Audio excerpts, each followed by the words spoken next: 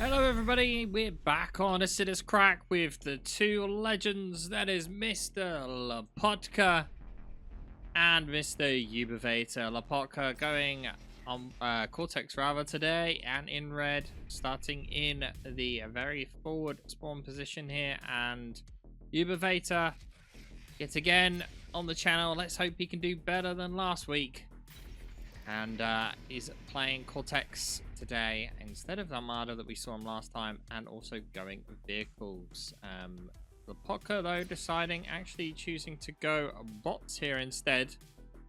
Now why is he going bots? Well, Lopatka has two choices when it comes to getting these metal extractors up here. Go bots and send a guy up here, or walk with your commander up there. Now it looks like he's probably gonna go for the first option, whereas Ubivator either planning to ignore these two or will plan on moving his commander up there. I'm not sure if this tech work construction vehicle will be able to make it up. We'll be able to find that out shortly. And as we zoom on out of the map and hold shift and space, we can see what both players have got queued up. So Lopatka starting off with a grunt construction bot on repeat. Single grunt per construction bot, so definitely focusing defensively here, planning to spread out as quick as possible and just kind of defend entirely, whereas Ubivator definitely going for something else here as he goes construction vehicles, 4 scouts, 5 incisors, scout incisors, scout, and then 1 construction vehicle again. This is going to mean that Ubivator's expansion is going to be severely lacking, but it will give him a lot more presence. Now, it wouldn't surprise me if he's just going to alt-click some construction vehicles in, which actually might be the case, as we don't see him on the queue, but you can see 3 are queued up there. So he's probably just forcefully added some in somewhere in that queue line. And we can see here that this construction vehicle already has all of this queued up. And if we press F2, you can see there is no way a standard construction vehicle will make it up onto this hill. So definitely not going to be able to use the construction vehicle to get up there. And now we can see Lopatka is quite happy to just sit back here using these grunts for defense. Just blocking off any form of expansion and building up. And surprisingly, he's not ahead. Metal's a second wise, even though he went very kind of grunt construction bot, We see the numbers actually at the moment are all actually in Ubivator's favor. It does seem that he definitely changed his build order a little bit, because he definitely has more grunts than he did before. But I think given like a minute or two, Lopatka should definitely be in a very advantageous position metal income wise. Now, one problem is incisors into grunts. Grunts do not hold up too well versus incisors. And you can see that there by how much damage has been inflicted to that grunt on a one-on-one situation. So they're going to need a lot more units in order to be able to deal with the small quantity of incisors. But incisors are going to cost Ubivator more in order to build. So Lopatka hoping to invest most of his metal into economy here instead, to kind of try and scale up. And we can see that when it comes to army values, pretty even in the money right now. But when we actually select units, you know, there's what, 11 there, plus another 5 there, so you're talking like 16 plus a few more, as opposed to 2, 4, 5, 7. So 17 to 7 combat units. And yeah, army value is pretty much exactly the same. Now, with Ubivator's economy selected here, you can see he's not doing too well He did end up actually building the Muskrat here, which is the amphibious construction vehicle, purely to get up on this high ground. And as we select F2 again, it doesn't look like it would be possible to path up there, but moving somewhere along here would be slow, but not impossible to pass. I'm guessing that's kind of where he went up. And both players taking it fairly slow in this early stage. What we'll do here is, I was about to say, have a look, but we can actually see a transition over to vehicles from Lopatka here, which is a pretty smart move. He needs a bit of higher health. Now, one thing vehicles to bots does mean is that, you know, right up here, Ubivator cannot stop this grunt. And if you're going against an opponent on this map especially, it can be really annoying when you're trying to defend around here and your opponent just keeps sending bots over the hill. You can't get up there to deal with them, but they can just keep sending stuff over the hill, and you'll either have to defend here or defend here. But to defend that second one, you've got to go around the hill, and while you're going around the hill, your opponent can just go over. It's very, very frustrating. But both players doing well. You can see Lopatka's early game kind of plan here to invest quite a lot into economy is, well, paying off. When we look at total metal produced, there's currently 8% difference between the two. It's only about 500 metal, so it's not a lot. But what it does mean is that he's lost a lot in terms of map control, when realistically Lopatka has that corner, and normally that would be a very bad sign. But Ubivator also has really only got kind of that himself, so not really expanded too much more. And just like in the last map we saw, both players, well, not both players yet at least, Ubivator seeming to tend to favor mines, investing in 2 mine layers here with the intention of planting a bunch of mines around. It looks like they're going to be medium mines. And Lopatka does manage to save both of those construction vehicles there, and actually with a bit of an advantageous unit count here. But if Lopatka sees that mine layer, he surely will not push into that. He hasn't yet. And now with a big group of units here, decides to push in. Only a single mine built so far, but those mines in front of laser towers could do some serious work.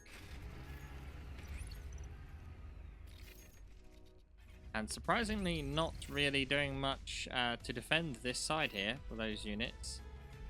Also not sending anything to this north side at all. It's just kind of left these here to defend. Not contesting these 2 metal points at all, which is quite surprising from Lopatka, to be honest. He does see his opponent here, but I would expect him to at least try and defend along that line. Because if he doesn't, he's exposing a huge kind of hole to just be attacked from there instead. Now both players taking a bit of time here, and Lopatka building a mine layer himself. Now, mine layers do have the ability to take out mines themselves. Mine layers have a weapon, which is not that easy to use. But they do have a weapon on them, which you can use to de-mine an area. Like I said, you don't often see it, but it does exist. And the rocket bot's now slowly trying to make a bit of a dent in here. Problem is that these are all really squishy units, and if they run into one of those mines, a lot of damage. Surprisingly, these are all light mines.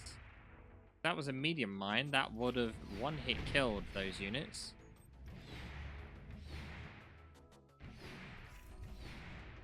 But But now as Ubivator starts to get main battle tanks out, in terms of brutes,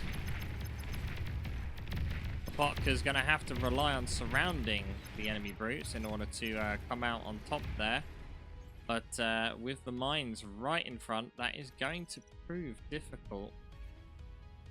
You know, as we switch over to the bottom, this side completely stands still. If we click player view, we can only just see that mine layer there, which he does. And he should be able to catch that mine layer out. We'll lose some units to, to the light mines there, which is a bit of a problem, but still got plenty of forces in defense. Building mines in front of the LLTs again here. And on this northern flank, just slowly pushing up with one construction vehicle. Building armed metal extractors.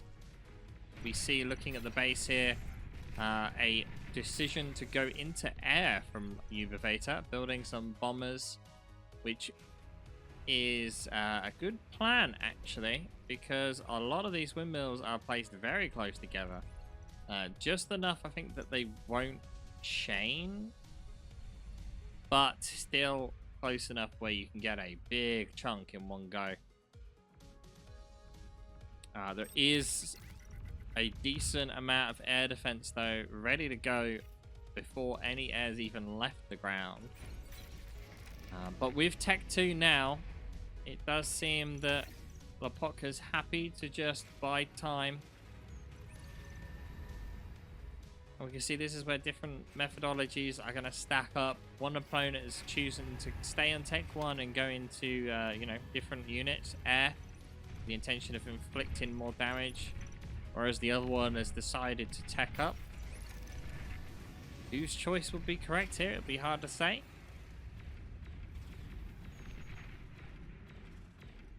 But with plenty of defenses going up and twin LLTs, it's going to make it a little bit more difficult to push through. But the biggest problem here is these bombers now come rolling in.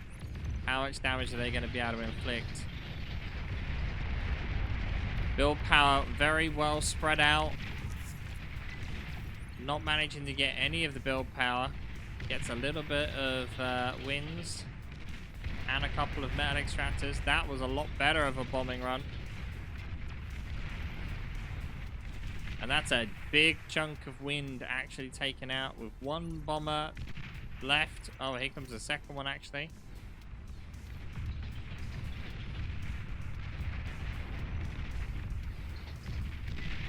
That's pretty big damage. At the same time, this force of units here did push into the double laser towers. And that has done pretty good for Ubivator. He has enough there to definitely secure that position. And that is a huge chunk of Reclaim. I'm trying to find something that has a bit of build power there. 3.1. Almost 3.2k metal. Now free for the pickings of Ubivator. Question is the 4-5 tanks that's left going to be enough to hold that position? But that's not a problem, as a huge amount of reinforcements come in, and these incisors will not be enough, adding to the pile instead. Incisors do a great job though at shooting down air, and another group of bombers, surprisingly, actually making their way in here. Going for the last set of wins.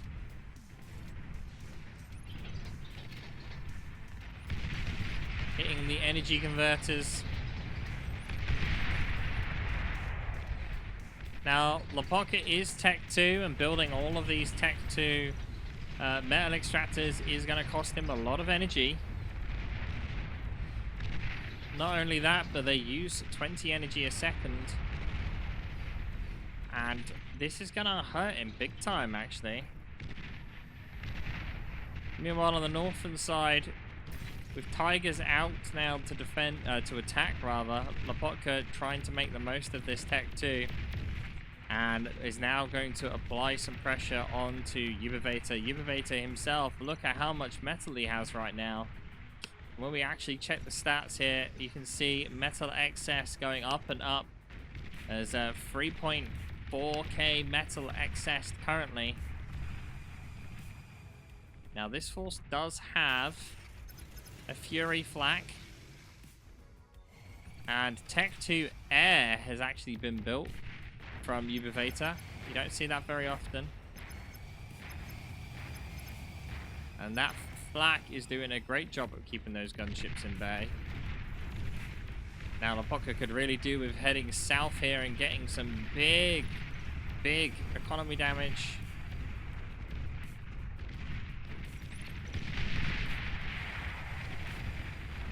And he's trying to keep that flak safe. If the flak does die, then this army is well and done for, and there goes the flak. The question is now, how much damage can Lopatka do before the army's completely destroyed? And not able to inflict as much damage as he probably hoped for. Meanwhile, some more Tigers making their way around the bottom here, so we've got both kind of in the same view. And still a decent amount of energy damage. We can see though that that's not really a problem here, as Ubivator has plenty of energy left.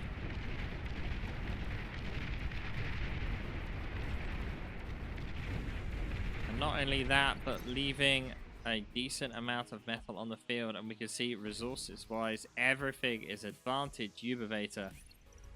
Huge advantage to Ubivator. That seemed to be like Lopatka's big planned push there to try and win the game, but it was not enough. And now 16 minutes in, a huge amount of gunships are roaring around the map, attempting to now try and clear out some of the metal points, and this is going to be a big problem for Lopatka, as basic Tech 1 air defenses is not going to be enough to deal with these Tech 2 gunships. And this is just going to open up every single avenue of attack for Ubivator. The question is, he doesn't really have any land units left, though. You see him just clearing out all this expansion that Lopatka worked so hard to get.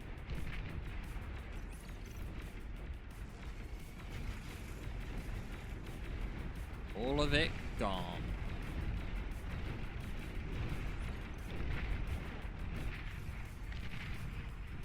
Now,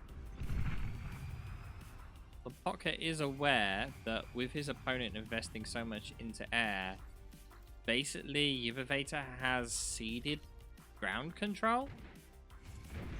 So, if Lopatka is able to deal with this air and have enough ground units to actually do an assault, there could be substantial damage being dealt here. And Lopatka trying to force rush out a fusion here, that will help his energy problems substantially, but all this time losing more and more ground.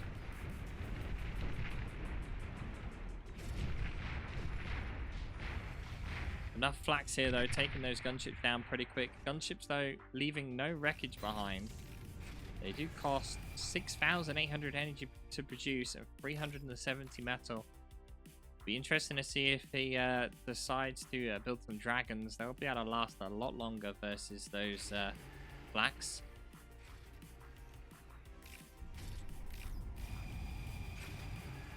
But playing a bit safe now, it seems, Ubivator. Now, in theory, Lopatka has had Tech 2 for longer here. And with quite a few Tech 2 metal extractors, and even now fusions going up at a pretty rapid pace here, it may be that Lopatka's able to bring this back, and we can actually see Metal a Second here now ticking back over to neutral / the red side. And Ubivator only with like a few Tech 1 land units left. He's relying purely on resurrections. And these 3 flaks that are just in this group of tigers doing enough to keep these gunships at bay.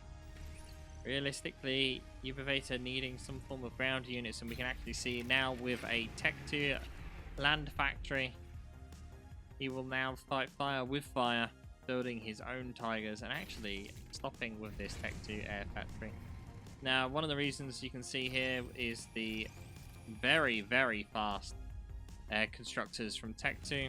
They have significantly less build power though, with only 100 build power. We select one of his opponents, Tech 2 ones here. That's 250 build power on one of these Tech 2 construction vehicles. So realistically, you're talking each one of these is well, to build the same amount of strength, you need 2.5 of these to equal a single vehicle constructor. So they are pretty slow, but they don't collide, which is one advantage. Juno actually also built here from Ubivator.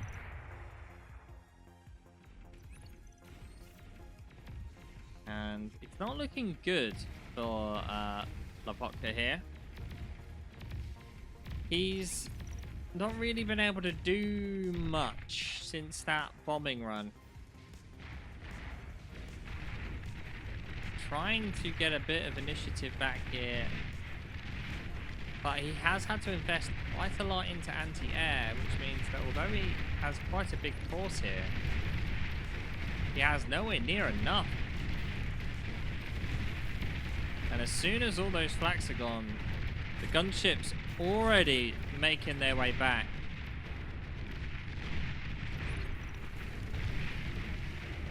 And here they come, all the flaks dead. Oh, even flaks out from his opponent there, taking out the gunships. Oh, not gunship. The fighters.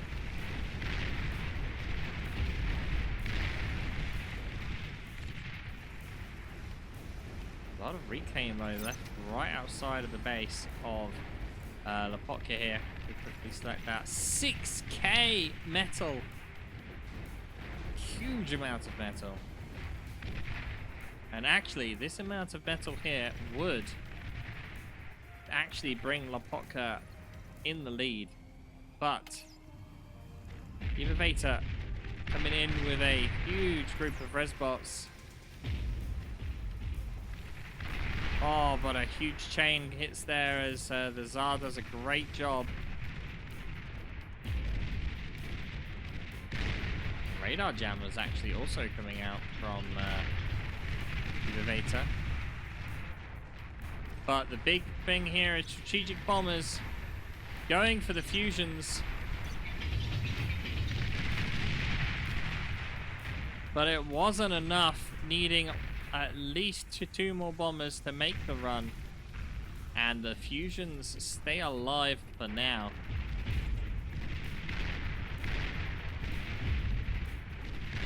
Two Tsars are going to make it pretty difficult for Ubivator to do anything. Banisher, though, may have actually gotten stuck on that metal extractor there. And the dragon. Dragons can tank the flak pretty effectively. Not indefinitely, though. Enough flaks will take down dragons.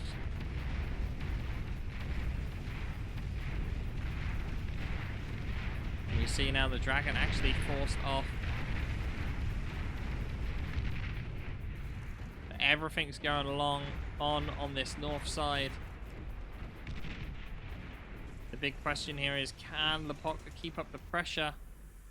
We let Lopatka look how much metal he's got banked up right now.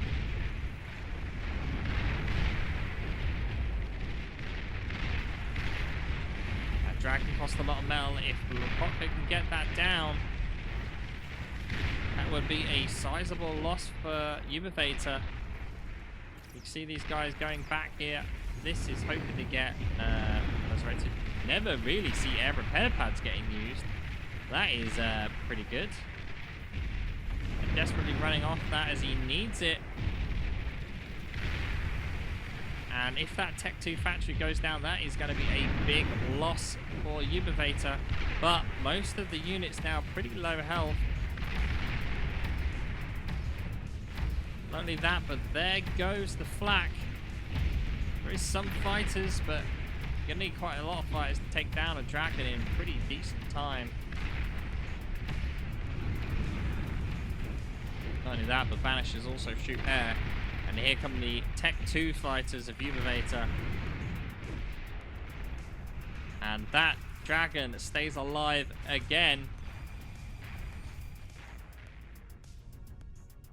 And back to where we were, surprisingly. These gunships now look like they might be about to make a bit of a move.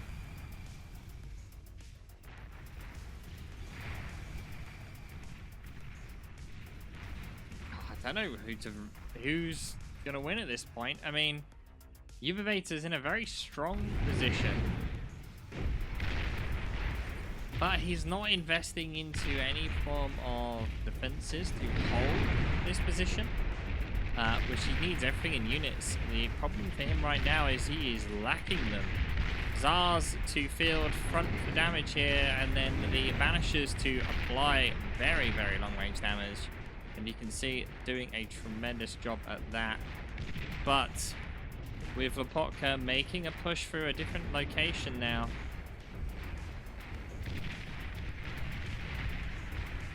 This is going to cause some problems for Ubivator, as he doesn't really have any units over there to deal with it. He could send the dragon over. There is only 2 flaks there, but he kind of needs it on the front line. As units get slowly pushed back, surprisingly, he's got that dragon set to land as well, which you don't see very often. But Lopatka is getting pushed back. Dragon going up along the side. Oh, Ubivator's calm here in a potential dangerous position, hoping for D-guns. Good D-gun there, managing to get 3 tigers in a single shot.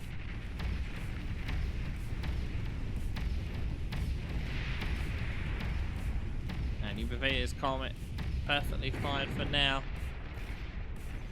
Tech 1 fighters not really cutting it on the front line and losing ground bit by bit. Lopatka really needs to repair these forces now with this Tsar with only 900 health and a couple of really low health flaks is not really cutting it. Meanwhile, the entire reclaim field that was there is just getting resurrected. And this is putting Ubivator in even better position. What is the plan, though? Both players just kind of trying to hold on right now. And as we look over into Lopatka's base, nothing's really changed too much. Getting his own Tech 2 factory here.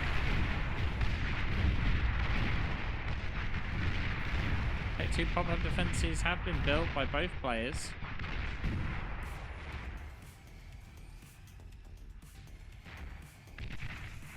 This is kind of why both players never bothered really investing too much into defenses, because realistically, Scorpion pop-ups versus Tech 2 tanks are okay. They're not great. They're not really going to stop him making a push, though.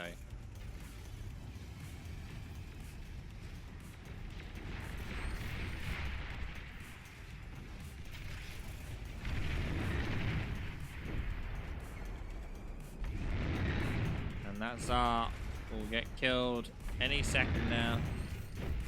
And here comes the Banisher rocket. And, oh, wow, it survived. No, it didn't. Now, Banishers have one massive weakness. They can't fire directly behind them. See the arc there? So, a Banisher running away is extremely weak. But Lopatka was in a very strong position, but now in a really, really weak position here. Losing ground all over the place. And look at this huge group of tigers. 13 tigers making their way along the bottom. having to invest so much into flak that he's not able to really invest into actual damage. Also, we see here all these units just taking 3 pot shots from just a couple of Quakers here and not actually making a move in. This large cluster of units now making their way over to the north side as well, and Resbot's already resurrecting everything that was there. Some bulwarks also planned to further contain Lopatka. But we do see Tech 3. And with a reclaim of the Tech 2 vehicle lab, that's the last we're going to see of Tech 2 vehicles from Ubivator. Not Ubivator, sorry, Lopatka. The problem is it too late for this Tech 3 as the Tigers finally make their mark? Along the bottom, Lopatka's commander in danger. Drastically trying to build a pop-up turret. That is not going to happen anywhere in time.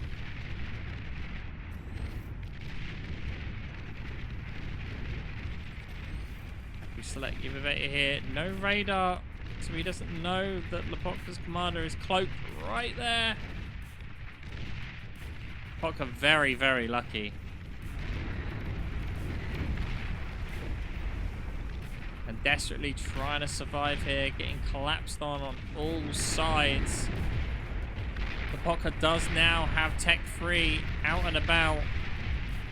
Will it be enough as this army on the north side is destroyed in its entirety?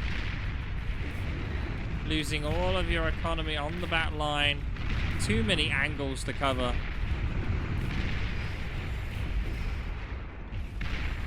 As we zoom out here, Fusion in danger. And we've been completely surrounded. Lopatka calls the GG.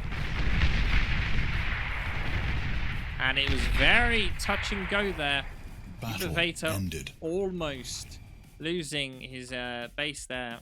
Right on the very edge of his base, Lopatka managed to make it too.